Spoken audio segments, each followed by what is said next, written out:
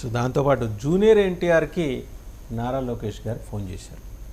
Quite interesting. అంటే జనరల్గా అదేదో రెండు కుటుంబాల మధ్య గ్యాప్ ఉందన్నట్టుగా జరుగుతున్న ప్రచారము, లేకపోతే కొన్ని సంఘటనల ఆధారంగా ఎస్టాబ్లిష్ అవుతూ వస్తున్న వాస్తవం తెలియదు. కానీ మొత్తానికి ఇప్పుడు ఈ ఫోన్ పలకరింపు ద్వారా అంతిమంగా పిక్చర్ కొంచెం యూటర్న్ తీసుకోబోతున్నట్టు కనిపిస్తుంది. మీరేమంటారు? అదే అంటే తను సహాయం ప్రకటించాడు. 2 తెలుగు రాష్ట్రాలకి 50 లక్షల చొప్పున ఆయన ప్రకటించారు. ఆ అమౌంట్ వెళ్ళిపోయిందంటే ఎటువంటి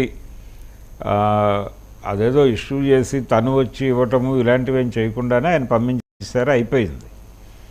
ఇది దీనికి రెస్పాండ్ అవుతూ ఆయన ట్విట్టర్లో స్పందించాడు ముందు లోకేష్ గారు. అంటే థ్యాంక్ యూ బావా అన్న పద్ధతిలో ఆయన ట్వీట్ చేయటం, ఆ ట్వీట్ కంటిన్యూషన్లో భాగంగా ఫోన్ చేసి మాట్లాడారు అనేది బయటకు వచ్చింది. ఇప్పుడు అంటే ఇష్యూ బేస్డ్గానే మాట్లాడి ఉండొచ్చు, కానీ ఒక రిలేషన్ బిల్డ్ చేసుకోవటం అంటే ఈ మధ్య ఆయన వాంటెడ్గానే బాలకృష్ణ గారి కార్యక్రమాన్ని కూడా అవాయిడ్ చేశాడు ఆయన. అంటే ఇండస్ట్రీ పీపుల్ ఏమో ఆయనకి ఇన్విటేషన్ ఇవ్వలేదు. నిజానికి ఇది పరిశ్రమ నుంచి జరిగింది, కానీ ఫ్యామిలీకి సంబంధించినటువంటి ఇన్విటేషన్లన్నీ రామకృష్ణ గారు ఇస్తున్నారు, ఆ ఏరియాలో మేము వేలు పెట్టడం లేదు అని ఇండస్ట్రీ పెద్దలు చెప్పేసుకుని పక్కకు తప్పుకున్నారు సీన్లో నుంచి. అలా ఫ్యామిలీ అకౌంట్లో వేసి వాళ్ళు ఇన్విటేషన్ ఇవ్వలేదు. వీళ్ళు ఇన్విటేషన్ ఇచ్చారో లేదో క్లారిటీ లేదు. ఆయన అయితే హాజరు కాలేదు. ఆయన పుణ్యక్షేత్ర సందర్శనకి వెళ్ళిపోయాడు, కర్ణాటకకి వెళ్ళిపోయాడు ఆయన విత్ ఫ్యామిలీ.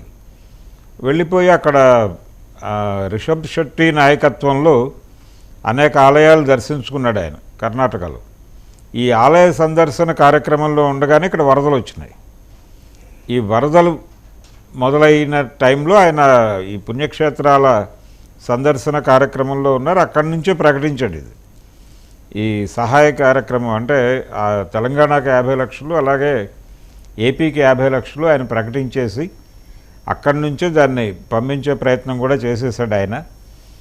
ఈ పుణ్యక్షేత్రాలు వాంటెడ్గా చేశాడా లేకపోతే ఏదైనా ప్రాజెక్టు కోసమా అనేది కూడా రకరకాల స్పెక్యులేషన్స్ ఉన్నాయి. ఆయన కాంతారా ప్రీక్వెల్లో యాక్ట్ చేసేటువంటి అవకాశం ఉంది రిషబ్ శెట్టితో, అందుకనే అంత క్లోజ్గా మూవ్ అయ్యి వాళ్ళిద్దరూ కలిసి తిరిగారు అనేది బయటకు వచ్చినటువంటి ఒకటండి మనం అప్రిషియేట్ చేయాల్సింది. అండ్ ఎంటైర్ సొసైటీ కూడా రికగ్నైజ్ చేసినట్టే it is Tarak who has responded first.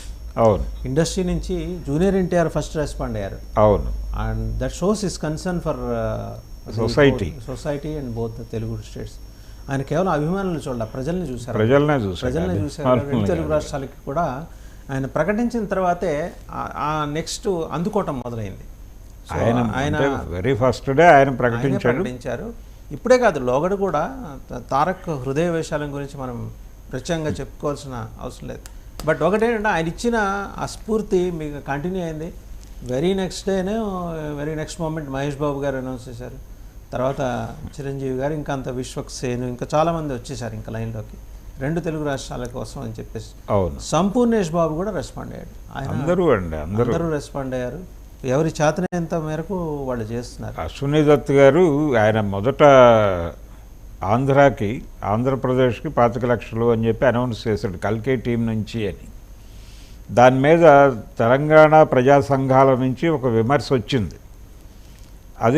అదేమిటి, మీరు మీ ఆఫీసు, మీ కార్యక్షేత్రము, మీ వ్యవహారాలు, మీ వ్యాపారం తెలంగాణ కేంద్రంగా కదా నడుస్తోంది, ఆంధ్రాకి ప్రకటించి ఊరుకోవడం ఏమిటి అనే ఒక మాట వాళ్ళ దగ్గర నుంచి బయటకు వచ్చింది. బయటకు వచ్చిన తర్వాత ఈయన ఇమ్మీడియట్గా తెలంగాణకు కూడా ఒక 25 లక్షలు ప్రకటించేశాడు. అయితే మిగిలిన వాళ్ళందరూ కూడా మహేష్ బాబు అలాగే ప్రకటించాడు. ప్రభాస్ కొంచెం బిగ్ లెవెల్లో, అంటే తను పాన్ ఇండియా స్టార్ కాబట్టి ఆయన కొంచెం వీళ్ళ మీద ఎక్కువ ప్రకటించాడు. మిగిలిన వాళ్ళందరూ అల్లు అర్జున్ వీళ్ళందరూ కూడా ఒకే రేంజ్లో స్పందించారు. తారక్ ఎలా స్పందించాడో అలాగే మహేష్ బాబు గారు కూడా 50 అక్కడ 50 ఇక్కడ అదే పద్ధతిలో కొనసాగుతున్నారు. అయితే పవన్ కళ్యాణ్ గారు సినిమాలతో ఆయన ఇప్పుడు ప్రస్తుతం పొలిటికల్ ఏరియాలో ఉన్నప్పటికీ కూడా ఆయన ప్రకటించటం మాత్రమే కాకుండా ఆయన తన సిబ్బందిని కూడా మోటివేట్ చేశాడు. అంటే పంచాయతీరాజ్